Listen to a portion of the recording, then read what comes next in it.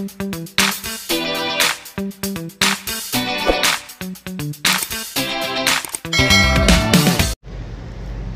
what's up guys? What's up mga katropa natin dyan? Dito po ako ngayon sa Ubid dahil nabalitaan po natin na nadisgrasya si Diggs Channel. Pupuntahan po natin dun sa Ubid. Tingnan natin kung ano po ang kalagayan at paano po ano pong nangyari kanina. Kaninang umaga po siya nadisgrasya po, na hit and run po ng sasakyan habang papasok sa kanyang trabaho. Yan, pupuntahan po. Nasa gate number 3 daw siya sa Ubid. Yan yung Ubid Hospital. Dito ako sa may parking area. Pupuntahan natin sa gate number 3.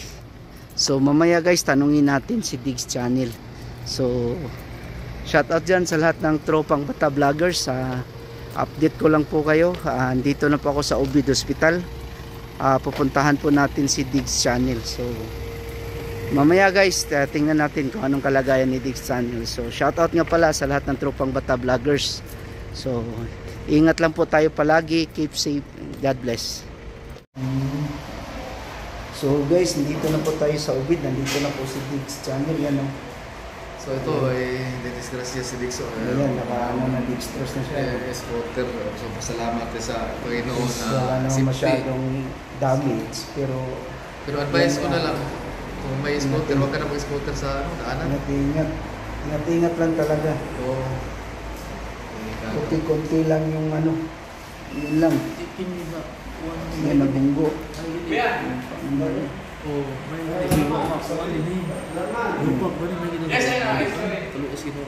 May tuwa mo ba? Ipa-explain ko din ana-ana. Okay lang.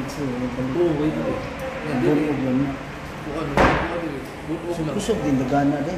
Kusog dagana sa ito.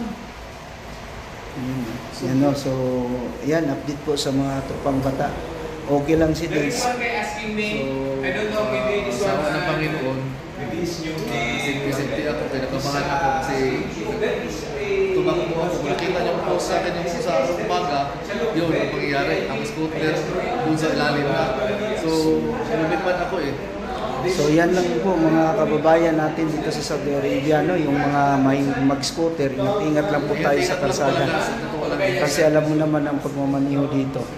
Okay lang po plaza ang takbuhan nyo, pero sa iyo delikado.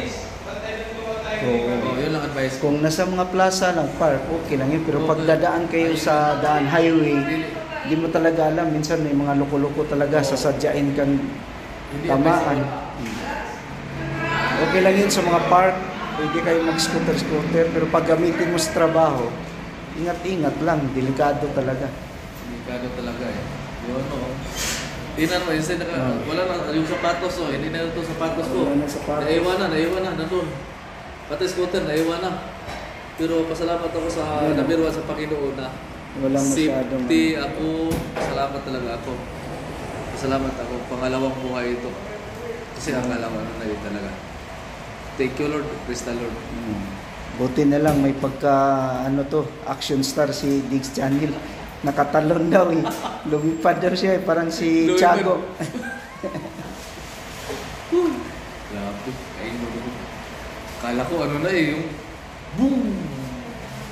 Bagsak talaga. Umikot daw siya, bumagsak, lumipad. Tapos paglapag niya sa simento, sabi niya daw, yun o. Wala, nag-video na. Nakapag-video pa rin daw siya. Nakapag-video pa ako doon. Pero actually, yung cellphone ko na yung pang-vlog, nabasa ko lang ito. Yung iPhone din, nasira din. Inaantay na lang namin yung pulis. Pupunta daw yung pulis. yung pulis wala na. Tapos pasensya na, hindi mapunta kasi lubat na rin na. After ko, hindi mapunta kanina. Alam mo bakit? Kasi basag na ito. Yung wifi nito, nag-aroon ng wifi, pero hindi na mabasa. Isang cellphone ako na. Papalitan daw niya ng iPhone 15.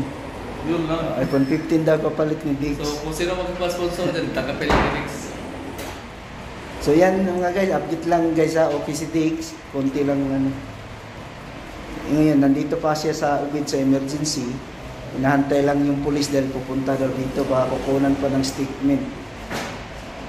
So yan guys, muli, this is Iyings TV. Advice lang po sa lahat ng kababayan na mahilig mag-scooter, ingat-ingat lang po sa kalsada. God bless po.